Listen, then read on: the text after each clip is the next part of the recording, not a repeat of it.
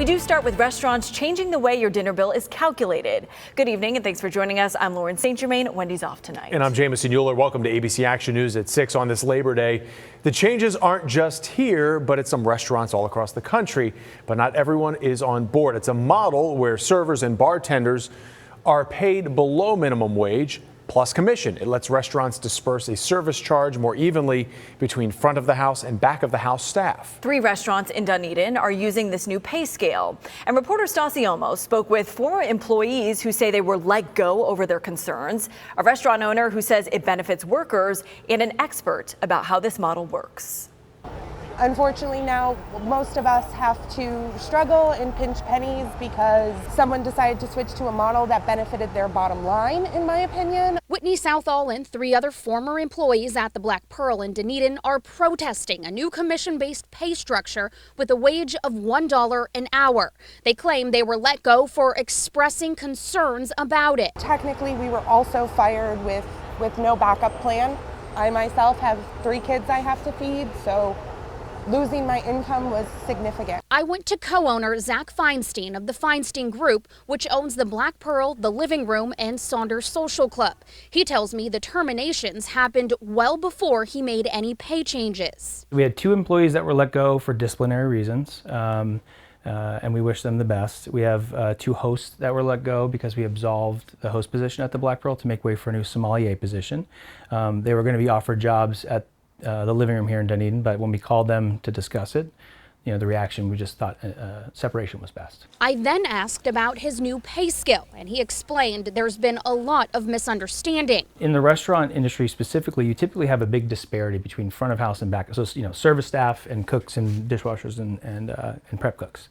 And so what this program really helps to do is it raises the bar across all lines. Here's how it works. With a traditional tipping model in Florida, a server makes a wage of $6.98 an hour, plus tips, sharing tips with support staff such as bussers and food runners. In this particular commission-based model, servers make $1 per hour plus 15% commission on sales and keep 100% of any additional tips. The servers and bartenders are making more, but now we're able to, for the first time, be able to pay back of house people considerably more than anyone else in town. This is what it looks like on the receipt at the Living Room. A 20% service charge is automatically added.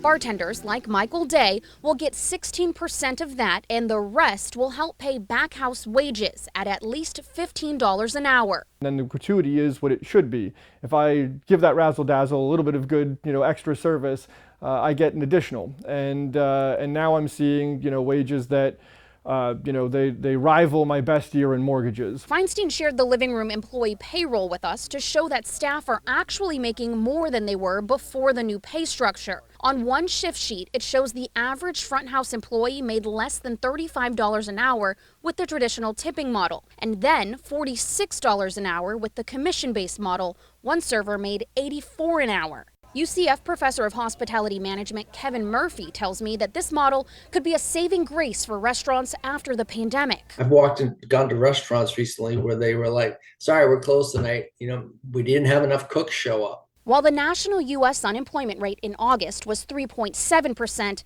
the hospitality industry is double that, on top of an inflation rate near 9%.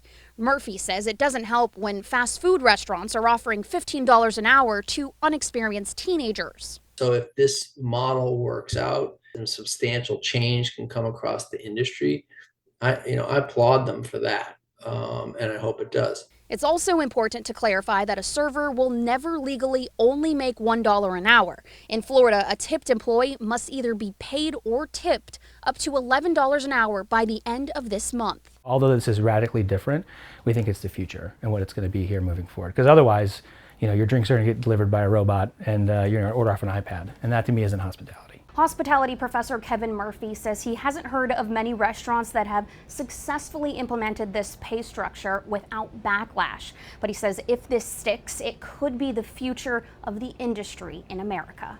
I'm in-depth reporter Stassi Olmos, ABC Action News.